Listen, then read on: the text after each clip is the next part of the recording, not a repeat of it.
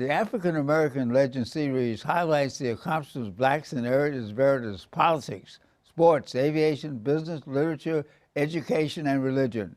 We'll explore how African Americans have succeeded in areas where they were previously excluded because of segregation, racism, and lack of opportunity. I'm your host, Dr. Roscoe C. Brown, Jr., and with us today is Chester Higgins Jr., famed photographer and author of Echo of the Spirit. Hi, Chester. Glad to have you with us today. Thank you. So happy to be here. Now, tell us, your book, Echo of the Spirit, talks about your journey as a photographer. First of all, how did you get into photography? Well, when I was at Tuskegee, I remembered our fellow college alumni here. I was introduced to this old photographer, P.H. Polk. And I went to his house, and he was doing some prints, developing some prints for me. And I noticed behind the wall there was a curtain, and behind these curtains were these old photographs that looked like they were from the 30s of farmers, but very dignified people. And it reminded me of my great aunt and my great uncle, people who I loved more than my parents in their 70s. And I realized I'd never seen a photograph of them. You know, in homes in the South, in Alabama, you will see these things on a wall about Jesus Christ, or biblical things or scripture, but no one had photographs because it was a very expensive thing to do. And I didn't have the money to hire this man to go 100 miles south to my little village of 800 people to make pictures. I asked him, I said, look, this is what I'm feeling. Would you teach me? So he gave me enough lessons in photography and a camera to get me going, and wanted to get my own camera. And I had disastrous results of trying to process my film and stuff. But a year or so later, I upgraded to a better camera, and then I went home and I started to make pictures. So the reason I picked up the camera was from the heart, wanting to make a photograph of people who I loved and deliver that photograph to them, so that they could, you know, this could be a part of their wall, a picture of themselves. Your work is absolutely beautiful in terms of the perspective you get of individuals. Thank you. Having been a subject of one of yours, Thank you. I know the care that you take. Now, is that something that you can learn, or is that something that's just in the heart? Well, I think it's a combination. I think that one of the things that I learned a great deal from this man, P.H. Polk, by going to visit him and just looking at hundreds of prints and asking him what was this situation, how did he do that? He sort of demystified the process of photography, but he really also showed how important it was a personal relationship. And that it's a personal visit. It's like a visit to someone. And you're asking about their life, and you're talking about their life. And the more you actually know about someone, the better that picture is going to be. I remember years later listening to Karshav Ottawa give a lecture at ICP, and he was saying that before he photographs writers, he will read books that they've written. Before he photographs musicians, he will listen to their music, because this informs his professionalism and that layer of personalization, so that what he then will produce will have that many more layers to it. So that essentially, if you deconstruct that person, that image, you will find out that it has all these many layers. Because I'm trying to make not only a true likeness, but I'm trying, as I say, what's most important to me in my work is trying to capture what I call the signature of the Spirit. That we all exist at the pleasure of the Spirit, and the Spirit is in everything. And how one looks is only the beginning for me, because then I try to essentially dive inside, and so therefore show both of those things, what's in front and what's behind. What about the receptivity of the person you're photographing to your interaction? How do you break through people who are really kind of rigid about it? Well, I do it by talking to them. I try to de-emphasize the act of making a picture. I try to create a relationship where I'm a friend who happens to have a camera, rather than I'm a photographer and be on guard. So most people will probably say after a photo session with me that they probably didn't realize when I was making pictures, or when they did see me making pictures, they were involved in the conversation that it didn't register as much as it would have. Well, the the world famous Gordon Parks was a friend of yours A and mine. mentor, yes. Uh, Friend.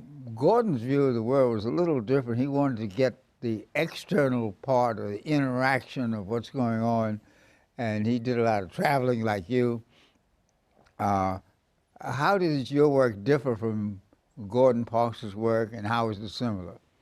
Well, I think it's, first of all, it's similar in the sense that we're trying to broaden the visual equation or approach of how you see people of African descent.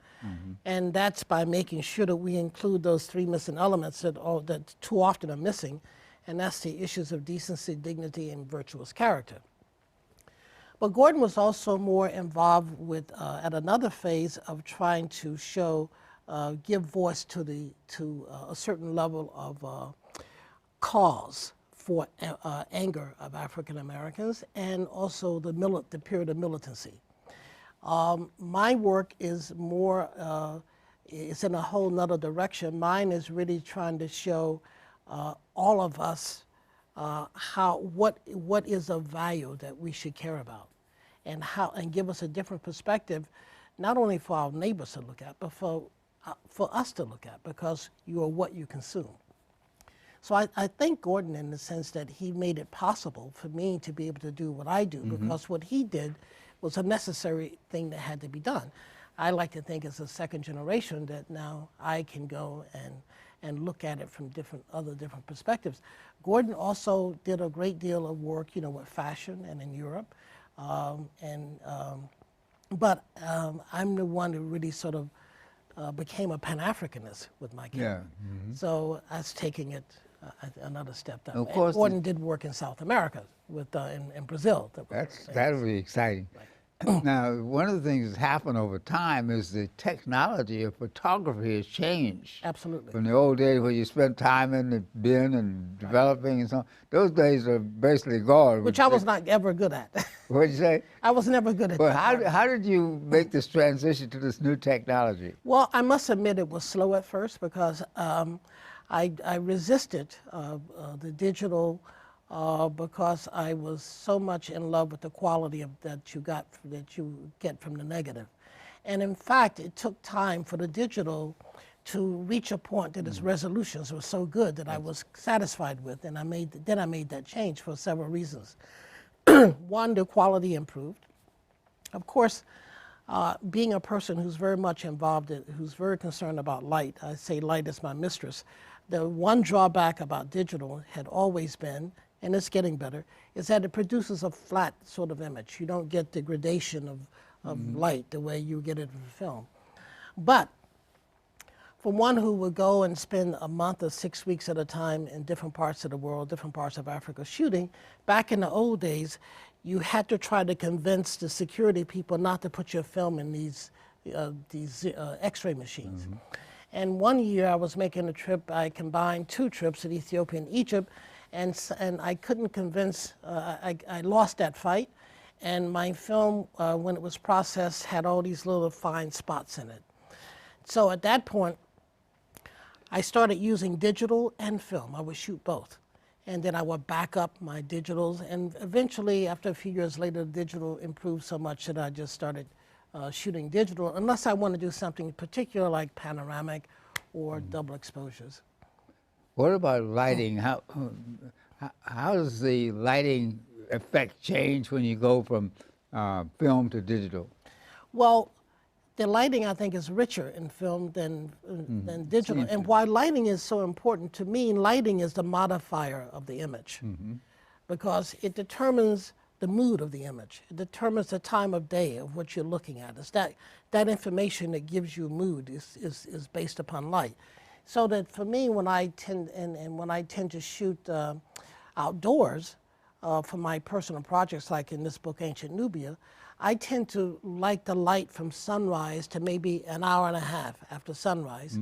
And then I wait, and then I start again an hour and a half before sunset. Because that light to me is a more wraparound light. It works better for sculpture if you're doing it if you're shooting even in studio. So it's a low light as opposed to a very intense light. And I want that wraparound effect because in the book I did here in Ancient Nubia, you're looking at the antiquity sites, which could be temples or tombs or pyramids, and it's all stone. And in black and white sometimes could make it work, but then you have to make the sky red to knock out the black and white. But when color, you can sort of use that early morning, that golden light in the morning and afternoon to sort of wrap around it, make it warmer and make it lush. And then it just sort of makes someone appreciate it and even want to be there, hopefully. So light is very important. I say next to the subject, light is the most important thing. Now, in terms of, that's what I was going to ask, in terms of teaching someone advanced photography, what would be the things you emphasize most? Well, in addition to, and I talk about this on my website, chesterhiggins.com, that's a whole 4,000-page essay on shooting I call Reflections. In addition, the first thing is to know, to have some idea what it is that what reason are you picking up this camera? For what do you want to do with it? And for if someone had to look at something that you made from this camera, what would you want them to walk away from? And then once you come to an understanding of that, then you get into the particulars of photography, which deals with subject matter, composition, design, balance, positive, negative space, lighting. But all of those things are things that come into play after you've decided what's important to focus. And people sometimes say, well, what sort of camera should I get? And I tell them what my first mentor, P.H. Polk, told me, that no camera, no lens can make a picture. Only your eye can make a picture. And as Gordon Parks would say, only your eye connected to your heart will make the picture that's worthwhile. So if people can find out a way to, when they approach their subject, that they can do the Gordon Parks, connecting the eye to the heart, and then add the Chester Higgins on it, connecting the spirit to the eye and the heart, then I think you're going to make a great picture. And the next thing is practice. You got to Practice. You have to practice. Not only do you have to practice, but you have to have a discipline about the practice. You have to, and you have to have discipline about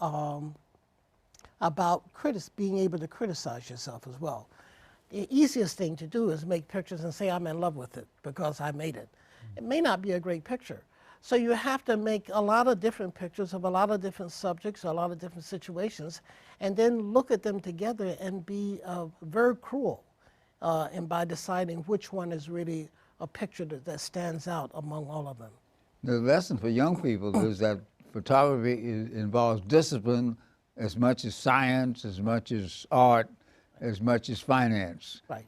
And the best way to get discipline is to work. Over and over and over again. There's no excuse, there's no shortcut to the work. You have to work it, but then hopefully as you're working it becomes a thing of joy, you know, so it becomes, the best work is when you don't feel like that you've worked. You've done an awful lot, but it didn't seem like work because it's your passion.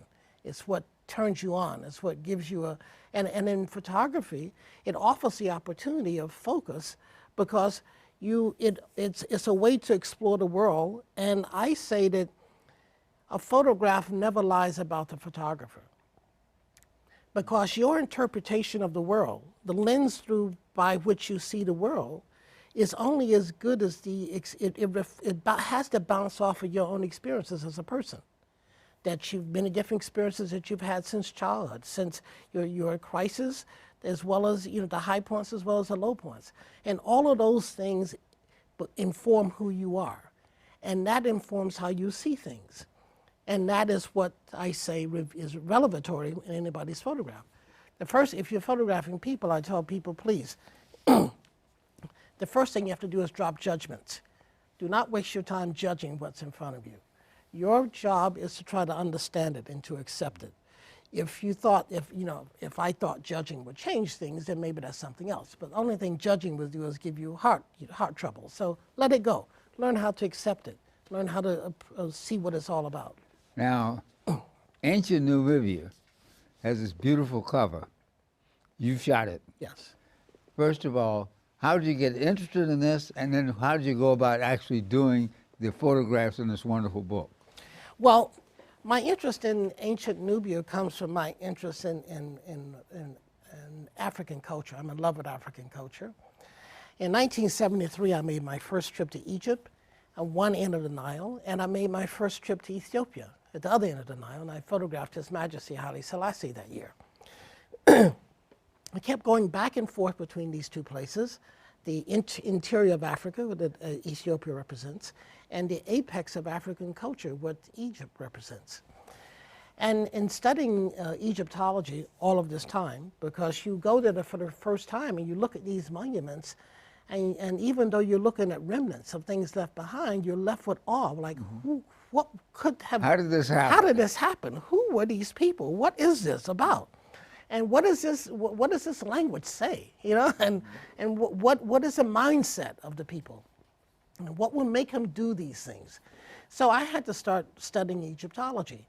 And for a while, I guess the first few years, I was able to study the things that are available to us in bookstores. But then as my studying became more specific, I had to start investing in what I call rare book dealers because so many of the books that you needed were small publications and were not available.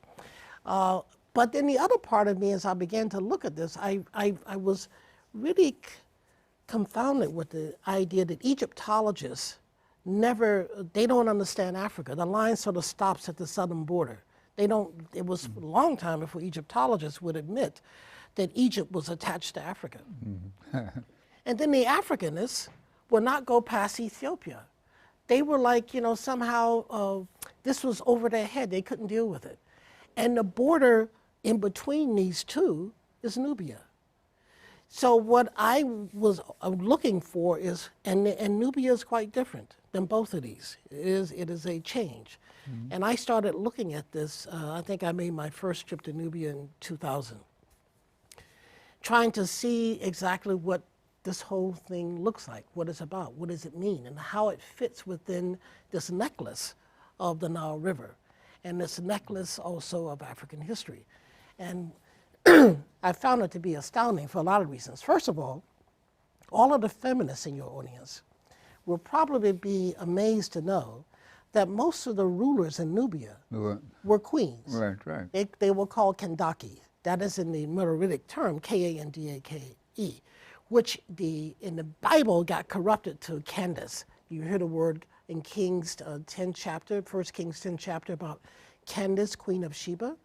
Well, that's a corruption of the word Kandake.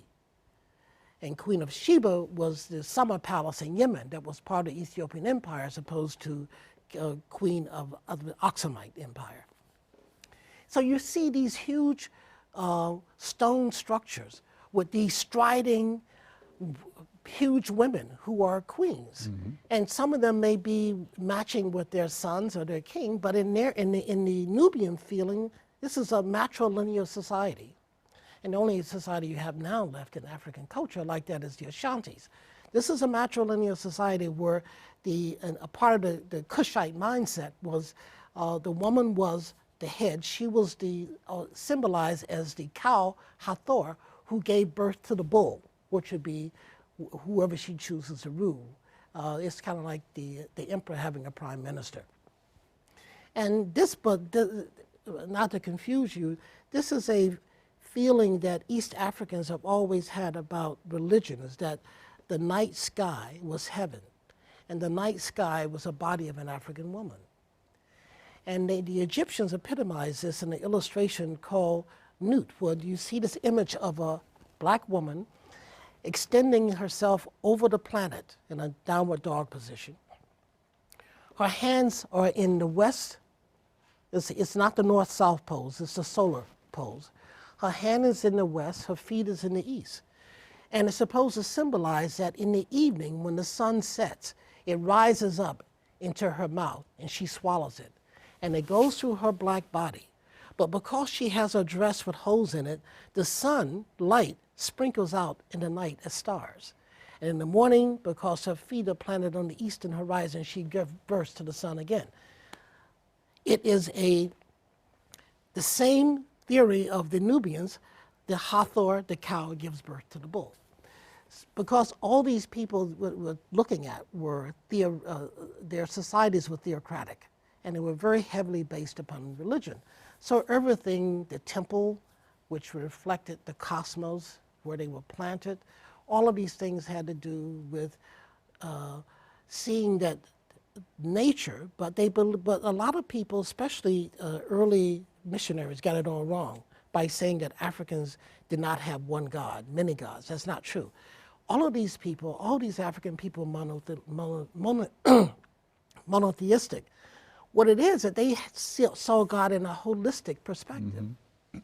So that everything that exists is a part and a manifestation of God. It's kind of like if you're going to the library and you go into a card catalog. Okay, so this represents this and this is this, and all of these things exist of themselves, but they are part of the one God.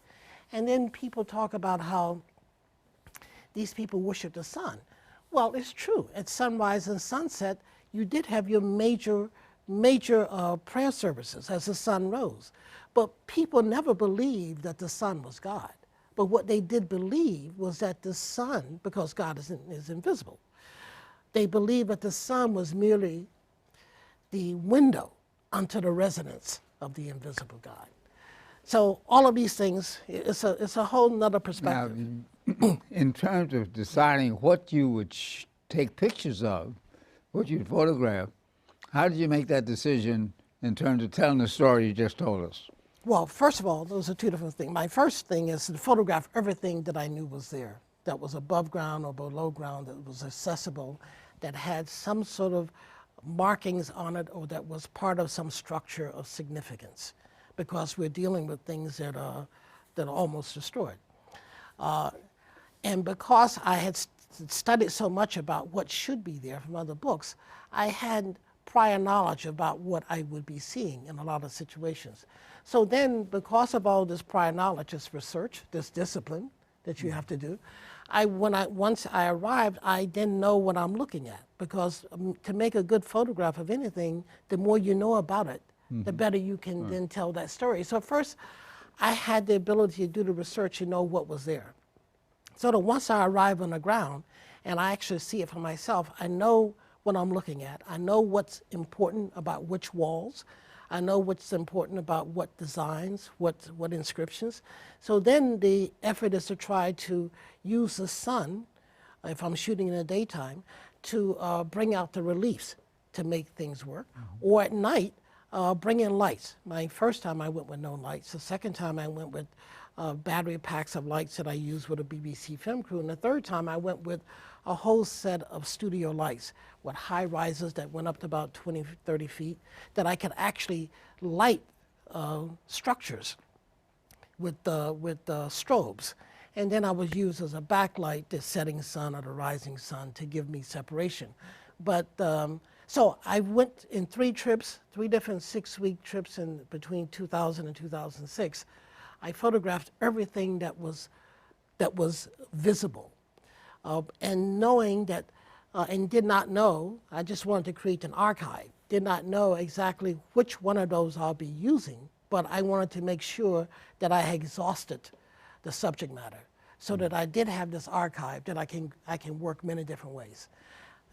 And that archive was developing my overall look at my book I want to do on called Before Genesis. Now, how did you integrate those? How did the authors integrate those into the book?